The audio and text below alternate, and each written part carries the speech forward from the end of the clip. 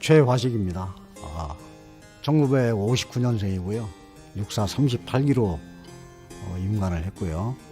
육군 준장, 원스타 이렇게 근무를 하고 2014년도에 전역을 했습니다.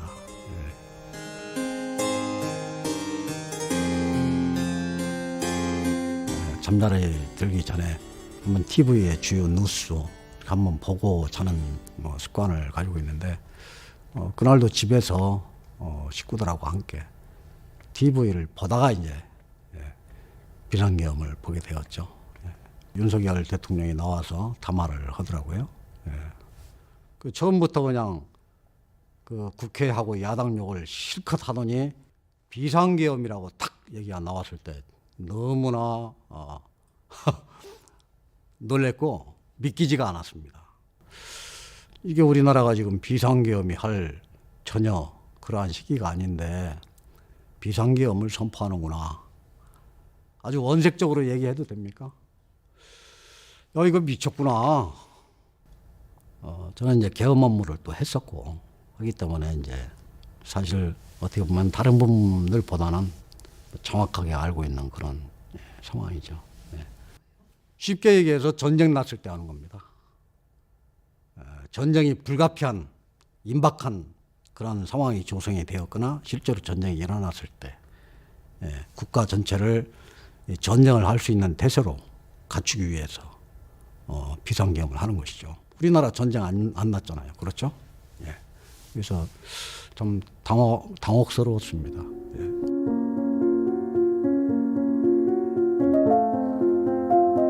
그 당시에 이제 저희 식구, 저희 가족하고 다음에 둘째 아들이 함께 집에 있었는데 나는 국회로 가야 된다. 그리고 한 3 내지 4일 정도 집에 안 들어올 것이다. 지금부터 그 짐을 좀 같이 싸자. 그렇게 그 탐화가 시작이 다 끝나지 않았을 때 이미 그렇게 행동에 착수를 했습니다. 그래 이제 국회 갈 준비를 한 것이죠. 일단 국회가 제대로 의결 행동을 할 수 없을 것이다. 그리고 국회 내에서 국회의원 또 국회 보좌진, 국회 직원들 하고 계엄군하고 대치하는 상황이 벌어지겠지만은 결국은 계엄군이 국회를 장악할 것이다. 그러면은 우리 시민들이 국회를 보호해야 된다 하는 생각을 하는 우리 시민들이 이제 국회로 몰려든다. 그러면 이제 국회 본청 안에 국회의원과 군인들이 있겠죠. 그 국회 울타리 주변으로 이제 우리 시민들이 둘러싸겠죠. 그러면 그 바깥으로는 뭐가 있겠습니까? 또 계엄군, 또 막 경찰 막 이렇게 해가지고 그 시민들을 해산시키려고 하겠죠. 그런 상황이 내가 기대할 수 있는 최상의 상황이었어요. 그 정도가 될 것이다. 그런 상황을 한 3 내지 4일 정도 지속하면은 국민의 여론이라든지 국제적인 여론이라든지 그러한 것이 종합적으로 작용을 해서 아마도 계엄을 무력화시킬 수 있는 상황 조성이 가능할 것이다. 최소한 3 내지 4일은 그렇게 갈 것이다 하는 생각을 했어요. 그러면서 그 기간 동안에도 해결이 안 되면 어떤 상황? 1980년 상황. 저는 그렇게 생각을 하고 갔습니다.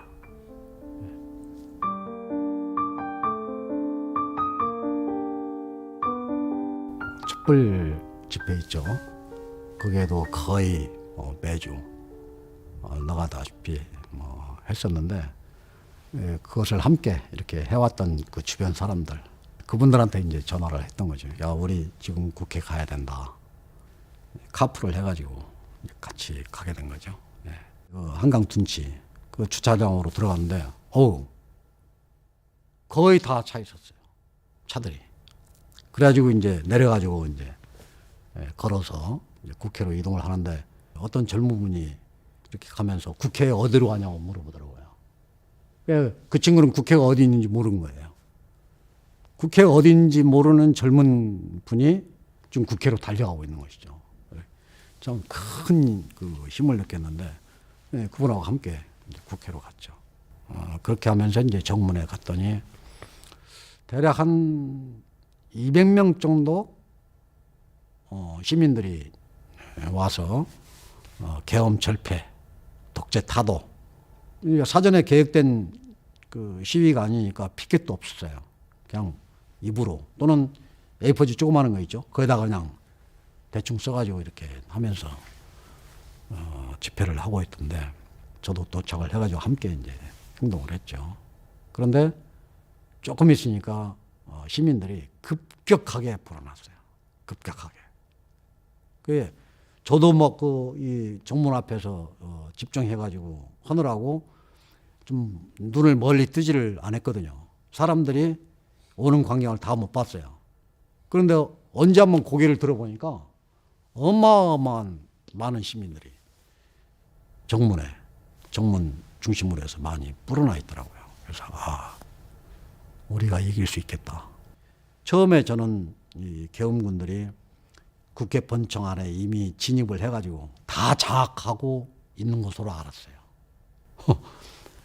그런데 놀랍게도 아직 계엄군이 본청에 진입을 본격적으로 해서 장악한 게 아니더라고요.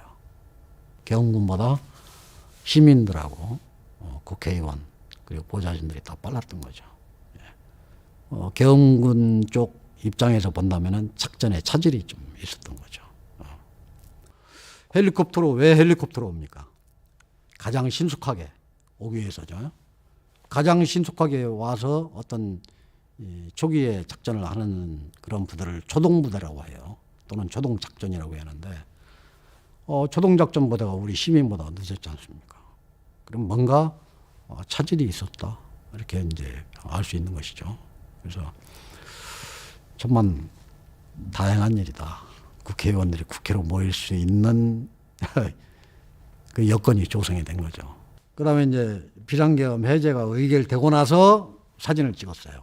그 전에는 사진을 찍고 뭐 할 정신 상황이 아니었어요. 막 절박한 거죠. 지금이라도 군대가 국회 본회의장 점거하면 상황 끝이다. 그 다음부터는 뭐냐?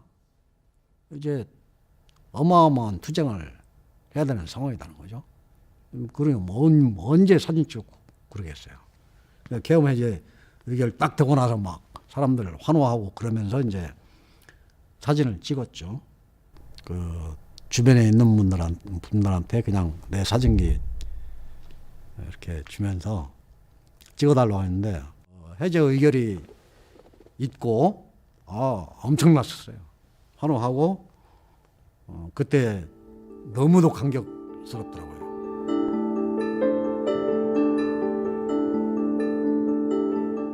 저는 군 출신이니까 군대 능력을 안단 말이죠.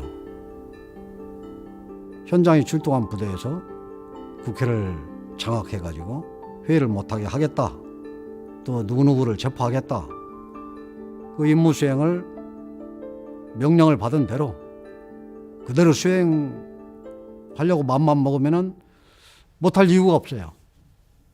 그거는 군대로서는 쉬운 일입니다. 그런데 그런 상황이 벌어지지 않고 있다. 현장에 출동한 계엄군의 현장 지휘관들이 명령 수행을 의도적으로 지금 지체하고 있다. 또는 매우 소극적으로 행동을 해가지고 제대로 부여받은 과업을 달성하지 않고 있다 하는 것을 직감적으로 알았어요. 시민들이 꽉 차 있었단 말이죠. 그러니까 그 시민들을 뚫고 이거를 임무 수행을 해야 되는데, 그 현장에 있는 지휘관 그리고 병사들이 또 마찬가지 시민이라는 거죠. 시민의식이 발현이 되어서 이 명령은 문제가 있다, 제대로 수행이 안 되고 결국에는 이제 진압이 된 거죠.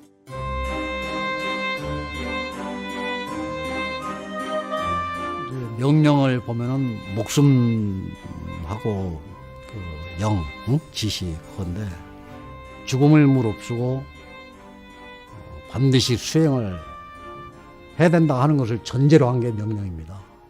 그래서 명령은 복종하는 것이 원칙이죠. 모든 상황에서 명령을 받으면 이것이 적법한 것인지 위법한 것인지 따져서 적법하다 판단을 한 다음에 복종한다. 그러면 늦어질 수도 있고 영이 서지 않는 거죠. 그런 군대는 있을 수 없습니다. 명령에는 복종해야 된다는 것이죠. 그런데 명령이 이와 같이 위법한 명령이 있다는 게 문제가 됩니다. 이 명령을 받았을 때 명령 수행의 어떤 당위성, 적법성 그런 것을 따져야 될 저 위에 있는 지휘관들은 타협하고 복종을 해버렸죠. 그러나 저 밑에서는 저 하부 구조에서는 사실상 명령을 거부했다는 것이죠. 이번에 굉장히 특징적인 상황입니다. 그동안 우리 군에서 군의 정치적인 중립이라든지 어떤 시민의 군대, 국민의 군대로서의 어떤 마음가짐 그러한 것이 많이 발전이 되었던 것 같아요. 그래서 젊은 군인들은 시민을 향해서 무력을 행사한다. 그런 것에 대해서 이렇게 받아들이지 않았던 것 같습니다. 이번에 아주 좋은 현상이고 군의 정치적인 중립은 군인들만 지켜야 되는 게 아니라 군을 통수하는 사람들이 군의 정치적인 중립을 보장해주고 자신의 정치적인 목적에 군을 동원하지 않는 것이 중요한데 동원하고 싶더라도 그것이 불가능한 체계를 만들어낼 필요가 있습니다. 그래서 최근에 얘기가 됐던 사항 중에 하나가 군을 국내 상황에 동원하는 것, 그것이 계엄이죠.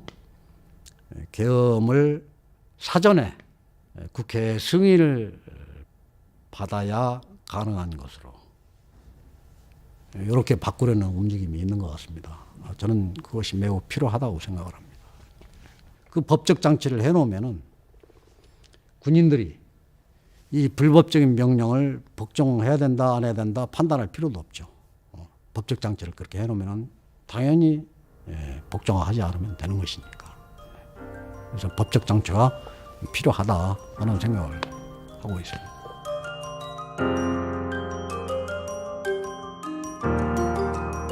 저는 김영현 장관과 동기생이기 때문에 그 사람에 대해서 뭐 비교적 잘 압니다. 육군사관학교 졸업할 때 제 기억으로는 한 370여 명, 38기가 그 정도 되는 것 같은데 육둥인가로 졸업했습니다.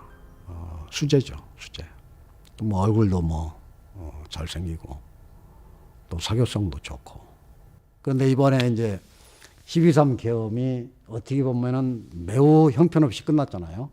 계엄하려고 그랬으면 사전에 뭔가 다 준비해가지고 중요한 인원들을 먼저 체포하고 뭐 그런 일이 있어야 되는데 그게 안 됐단 말이죠. 정확한 내막은 저도 모르겠어요, 아직은. 그런데 김영현 전 장관이 국회에서 한 말 속에 일부의 답이 있습니다. 계엄 우리가 한다고 해도 밑에 군인들이 따라주겠느냐? 그거 불가능한 얘기다. 아주 능청스럽게 웃으면서 그랬잖아요. 우리 군이 잘 따라주지 않을 수도 있다 하는 두려움 때문에 아주 제한된 인원과 어떤 계통을 가지고 이렇게 계획이 준비되고 실행되지 않았는가. 조직화를 완벽하게 하지 못하다 보니까 뭐 이러한 일이 벌어졌지 않느냐 하는 생각은 하는데 아직도 밝혀져야 될 부분이 많아요.